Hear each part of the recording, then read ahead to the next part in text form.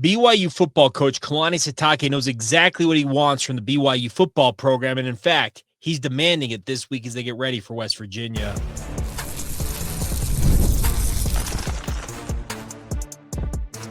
You are Locked On Cougars, your daily podcast on the BYU Cougars, part of the Locked On Podcast Network, your team every day. What's up, everybody? Welcome into Locked On Cougars, your daily podcast focused on the BYU Cougars. I'm Jake Hatch, executive producer of the KSL Sports Zone in Salt Lake City, Utah, and a 14-year credentialed media member at BYU. I am your resident expert and insider as your host here on this podcast, and as always, thank you for making Locked On Cougars your first listen of the day. All right, coming up on today's show, we are going to talk BYU football and what Kalani Sitake wants to see from his team as they prepare for West Virginia Friday night. And in fact, he's not even asking for it. He's essentially demanding it from his guys. Then we're going to catch up on a topic that a couple of you have asked me to address, and that is Bear Bachmeier and his penchant or his requirement or whatever you want to term it in terms of run, Bear, run. Are they running him too much already early on in this season? We'll dig into that, and then we'll finish up today's show with another topic that I've been asked to talk about, and it's going to be an interesting one. We're going to talk about BYU fandom and when things cross the line in terms of BYU fandom, but also vice versa from other fan bases, because we saw another point of bad behavior Saturday night at Folsom Field. So we'll get to all that. It's all brought to you today by our friends over at Game Time. Download the Game Time app today, create an account, redeem the promo code LOCKEDONCollege, and get $20 off your first ticket purchase with our friends over at Game Time. All right, so let's dive right in on today's show. And BYU is absolutely learning lessons in real time. Now, if you missed the cut last night, I would encourage you to watch that. And obviously, I'm not working for BYU, so I'm not required to promote such things. But there was a fantastic quote from the cut. I didn't get a chance to cut the video before I had to record the podcast because it's been a very full Monday. I'm recording this actually very, very late Monday night. But the quote from Kalani Sitake during his halftime speech to the BYU football program during the cut at the Colorado game says this, quote, "You want to see us at our best? Show us some adversity." Now, mind you, at that point, BYU is still trailing in that football game. Remember, 14-10. They had fallen behind 14-0 early on in that contest, and very much felt like had Colorado had maybe another uppercut, figuratively, in their back pocket, they probably could have landed a knockout blow for BYU and had the Cougars spinning as they tried to get back into that football game. To BYU's credit, they found a way through that. But Kalani Sitake also, during his media availability yesterday, used the quote, "I don't want us to learn our lessons by giving up points." And what that means is he doesn't want his guys to walk into a game like they did against Colorado, get punched in the mouth, and then have to find a way to respond. That is not a sustainable way to survive as a college football program, let alone as a top 25 program who has ambitions of winning a Big 12 title, playing in the college football playoff, etc. He knows that BYU cannot afford to go into another game like they did against Colorado, particularly on defense, and feel like they are the you-know-whats and get punched in the mouth once again. It could happen as soon as this Friday against West Virginia, and he was very adamant, and I've said it before on this podcast, I'll reiterate it here, that coaches more often than not, when they speak to the media, they're not speaking to us Joe Schmo media members like myself. They're talking to their players through the media. They're trying to get messages across. And when he says we need to stop learning lessons by giving up points, we need to not learn lessons by giving up points. BYU found a way to overcome a pretty rough start against Colorado and grind out a 24-21 victory. It was absolutely remarkable the way they fought back in that game. As he said, you want to see us at our best? Show us some adversity. And that's exactly what they had. They had their first major adversity of the season, and they passed it. But Kalani Sitake knows that if you continue to have that same problem pop up game after game, it's going to bite you in the rear end. And they absolutely are aware of it. And he is demanding it of his team that they go into this game against West Virginia laser focused. You can ill afford, as Hans Olsen pointed out, I saw it myself, to have defensive linemen playing in the same gap on run plays against an opponent. And it happened multiple times against Colorado. And what do I mean by that? They essentially are trying to attack the same gap at the same time. And we're talking 300-pound, 280-pound defensive linemen. 500 pounds does not fit into one gap on an offensive line. And in fact, it's a major strategic advantage for the offensive line because it makes their ability to create a hole that much easier. So BYU needs to understand, its players need to understand what Kalani Sitake is asking of them at this moment. He is asking them to focus on the here and now. Yes, BYU had incredible success against Colorado, and for very, I think, valid reasons, they probably felt like, all right, we got this thing in the book going into that Colorado game. And massive credit needs to go to the Colorado Buffaloes for punching BYU in the mouth, but at the same time, credit needs to be doled out to BYU as well for absorbing those punches, being able to kind of brush them off and find a way to get the victory. Both teams had impressive moments in that game, and this being a BYU-centric podcast, the Cougars, I think, now have their marching orders, and they are fully aware that even if you're a Colorado who may be a middling Big 12 team at best right now because they're 2-3 on the season, they're still very much capable of making you get back on your heels and trying to find a way to get back on the front foot in terms of getting back into football games. West Virginia is going to be one of the lower tier, if not the lowest tier, of Big 12 teams this season. But BYU, I think, learned from that Colorado game that they cannot overlook anybody. They had a relatively easy, it was an easy non-conference slate, and they sailed right through it to a large degree. And they were feeling good about themselves. They probably read a little bit of the press clippings, heard some of the chatter that we were heaping upon them in the media and as fans, etc., because they're 3-0, they're nationally ranked and all that stuff. Colorado woke them up, punched them in the mouth, and they, to their credit, found a way to bounce back from that and find a way to get a win. This week against West Virginia on paper looks easier than Colorado. In fact, West Virginia looks more like a ECU type opponent, if not worse. And BYU should, if they can handle their business, roll in this football game. But I think Kalani Sitake, he got the wake-up call for his football program that he needed, wanted, and he got it in their very first Big 12 game of the season. And that is going to pay dividends, I think, down the line, because remember, BYU was 9-0 last year, then let that game against Kansas get away from them, and it cost them in their ultimate pursuit of the Big 12 title game. I think Kalani Sitake is going to be able to point at that Kansas game last year, point at this Colorado game this year, and say, guys, that's how close it is. The margin for winning and losing, that is how close it is for you guys, and you got to be ready to absorb those hits that are inevitably going to come, but at the same time, take them, move forward, and find ways to win football games. And should they do that, BYU will remain in the hunt for a Big 12 title so long as they handle their business literally week by week. All right, coming up next, we're going to talk about an interesting trend we saw Saturday night. I expected LJ Martin to be BYU's bell cow ball carrier against the Colorado Buffaloes, but in fact, it was the guy who wears the running back number, Bear Bachmeier, who plays quarterback. That was the guy that took over in the run game. Is it sustainable? Is it something BYU needs to obviously back off of? Or is it something they should fully embrace? We'll try and make heads and tails of that next, right here on Locked On Cougars.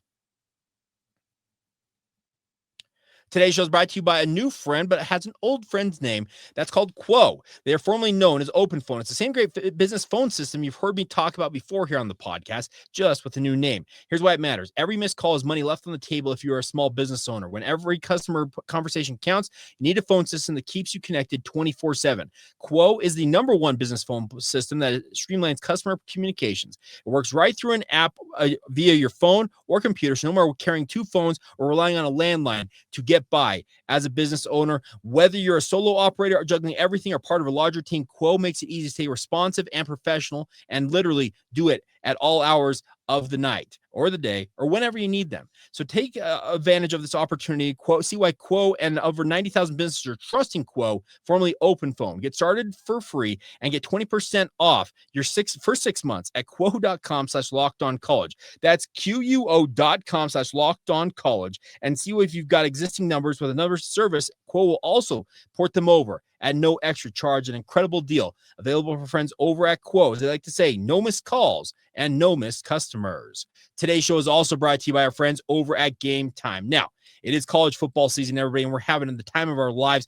Tailgates, the rivalries, the energy in the stands. There is literally nothing like it. And let's be real, though. There's only one downside. It's actually getting tickets to the games you want to go to. It can feel like more of a battle than the game itself. Endless queues, hidden fees, prices jumping at checkout, and a whole lot more. That's why I use Game Time, and I encourage you guys to do that as well. It is the app that gives the advantage back to the fans. It's the easiest way to score last-minute tickets at the best prices with no surprise fees What you see is what you pay. Obviously, you can pull out Game Time in just a couple of taps. You can see amazing deals. We're talking about seeing your favorite college football teams for as low as $25 per game. And the best part about it is as Game Time gets closer, prices actually go down on the app. It makes it super simple. You can even see exact view what to expect from your seat before you buy those tickets. And as I said, exactly what you see in the app when you first open it is what you will pay. There's no surprise fees being tacked on at the end. So take the guesswork out of buying your tickets and do it with our friends over at Game Time. Download the Game Time app today, create an account, and use the promo code LOCKEDONCollege for $20 off your first purchase. Terms apply. Again, that's the promo code LOCKEDONCollege for $20 off. Swipe,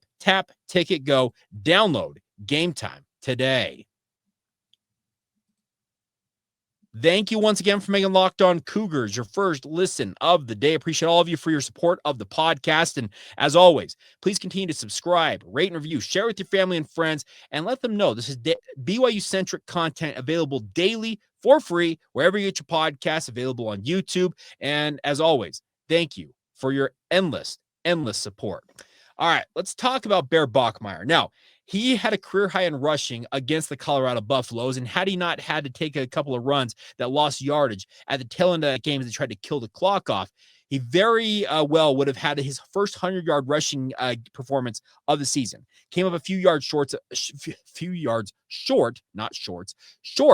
in his pursuit of that on Saturday night. But as he told BYU TV after the game, his whole mentality is to win football games. But a few of you in our insiders group and otherwise sent me notes. I got a couple via DM, one via email, asking me essentially the same question. Jake, should BYU be running Bear Bachmeier as much as they are? Well, to be honest, probably not.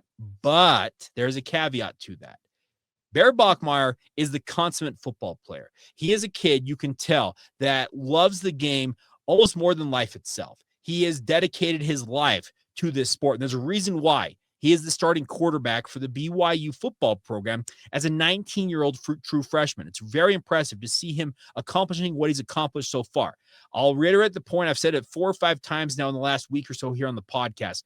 He is the first quarterback in BYU football history to start their first 4 games, have 10-plus touchdowns in said games, but with 0 turnovers. He is playing marvelous football. There is just zero doubt about the fact that he is balling out right now, but hits add up. And when you run as often as he did against Colorado, it will obviously put him at risk of taking one of those hits that could cause injury. I think all of us out there, if you're old enough, remember what happened to Taysom Hill. Taysom Hill, bar none, is one of the best athletes to ever grace Brigham Young University. I'm talking just sheer athleticism. I don't care what the sport is. Sheer athleticism. Taysom Hill might be the GOAT in that department.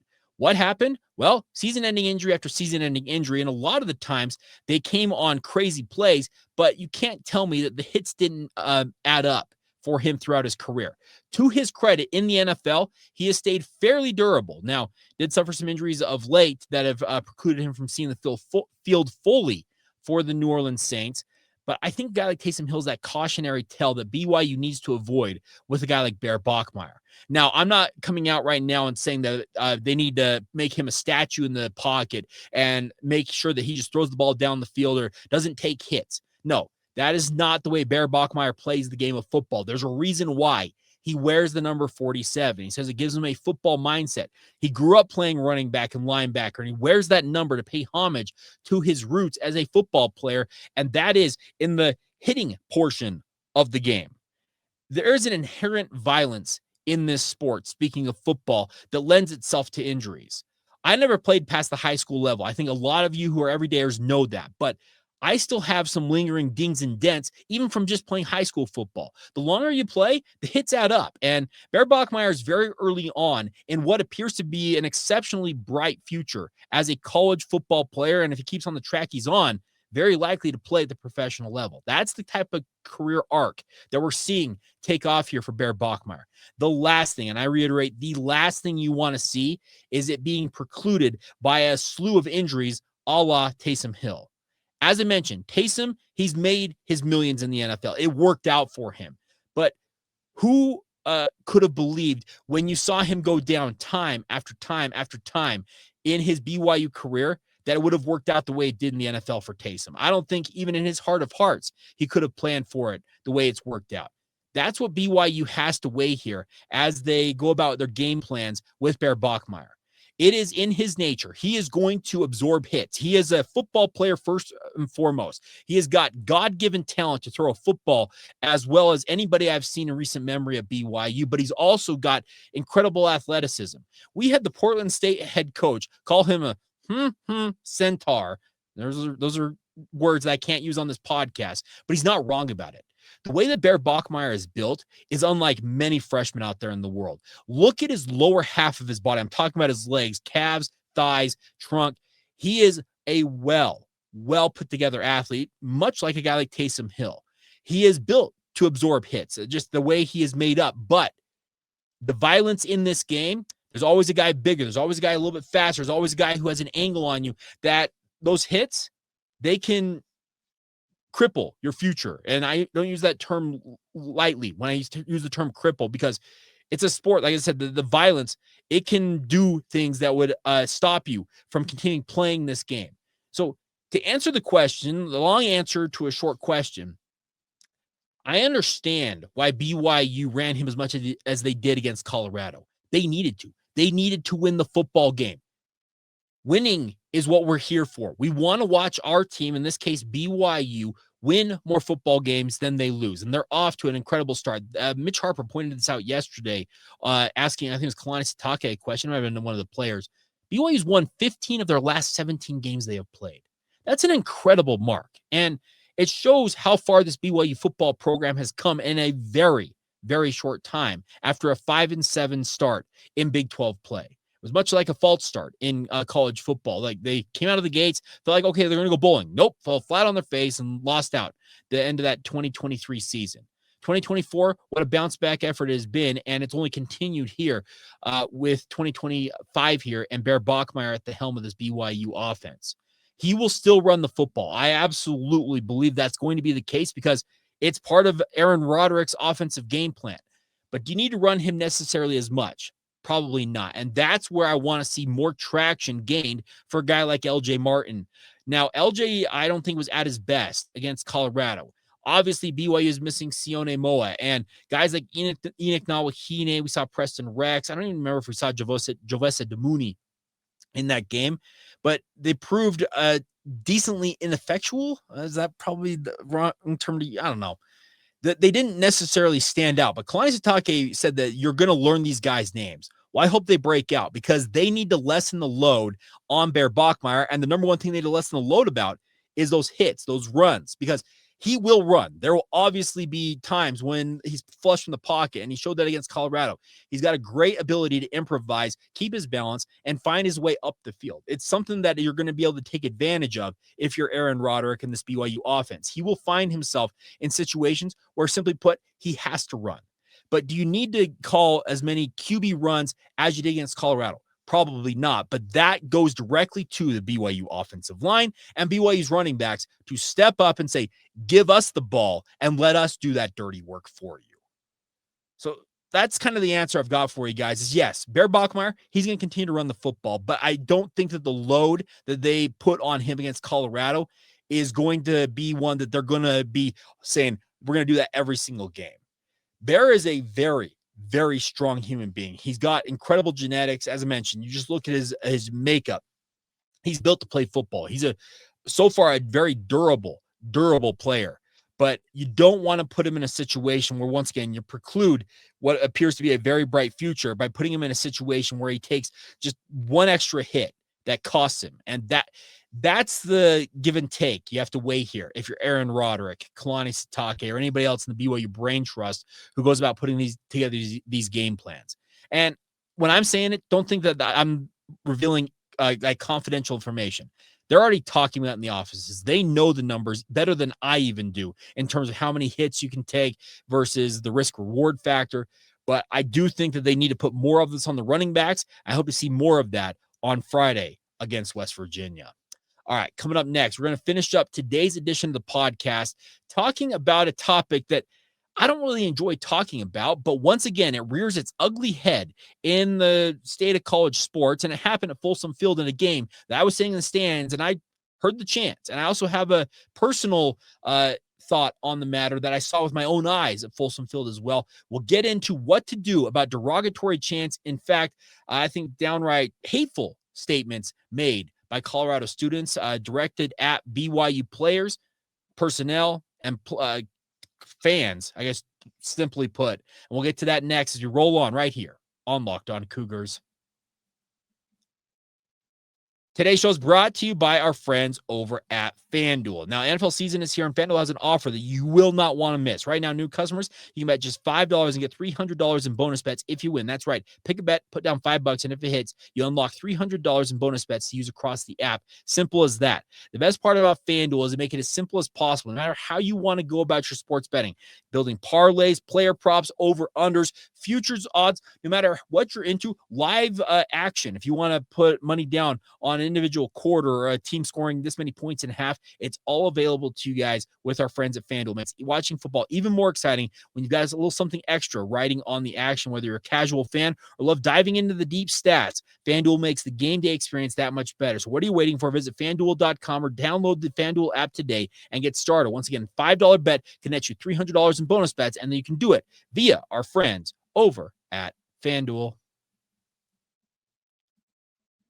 Thank you once again for making Locked On Cougars your first listen of the day. If you have not signed up for the Locked On Cougars Insider Group, what are you waiting for? A number of you have signed up in the last few days, and it's been a really, really fun venture.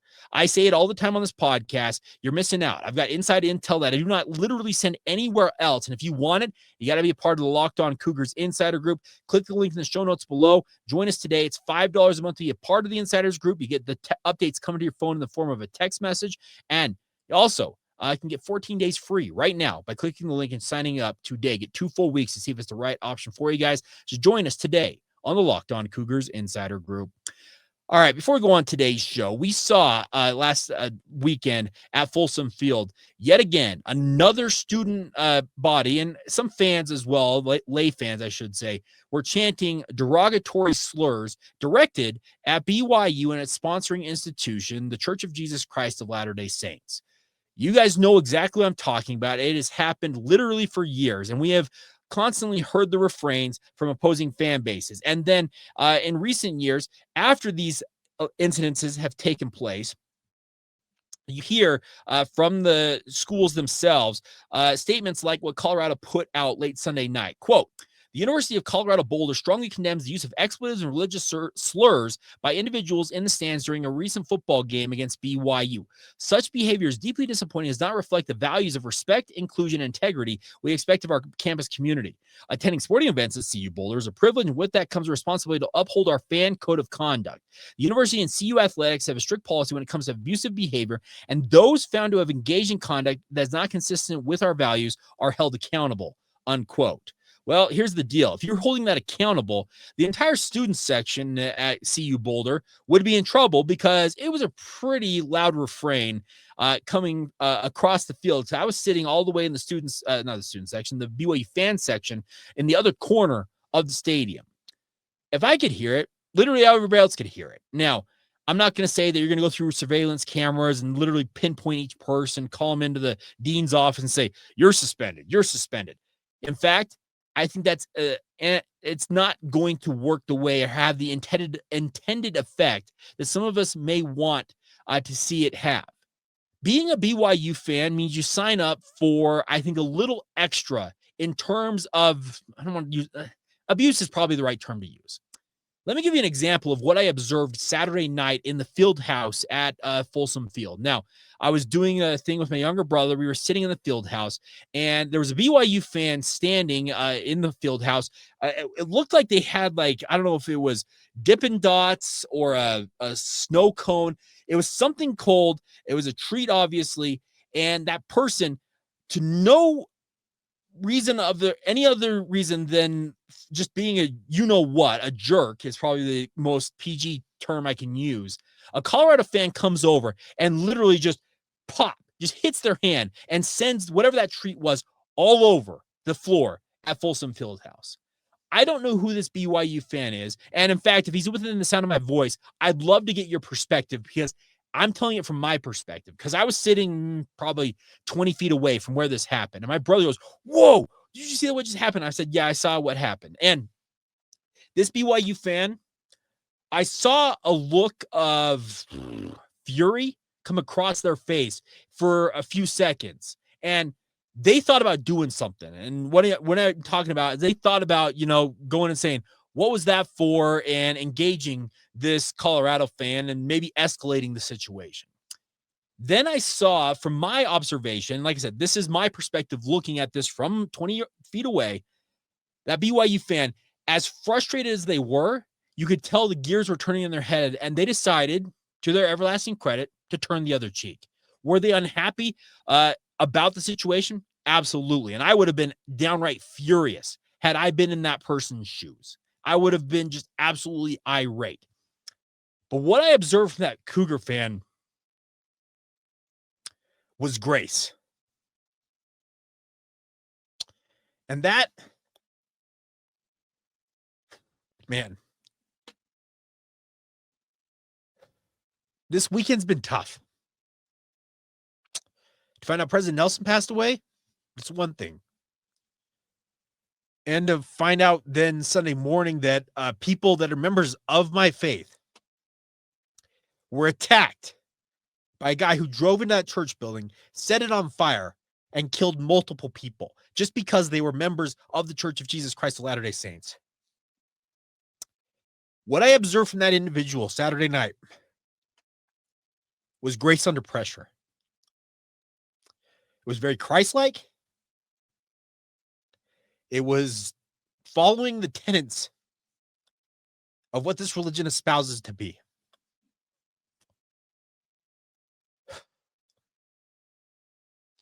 Being a BYU fan, it's not easy. Being a member of the Church of Jesus Christ of Latter-day Saints is not easy. It requires a lot. It pulls a lot out of you. And it subjects you to some horrific behavior, it appears. And that part is tough to stomach. You look at it from your observation post. Like I said, I was watching this from 20 feet away, and that Cougar fan, had I been in that situation, I'm the type of guy that I struggled to turn the other cheek. I probably would have turned and said something. That individual, I don't think they said a word. I could see the fury, the frustration, the wanting to get back at this individual just across their face. But I also saw them very quickly, I think, morph their thinking and say, you know what? So be it. We'll move along.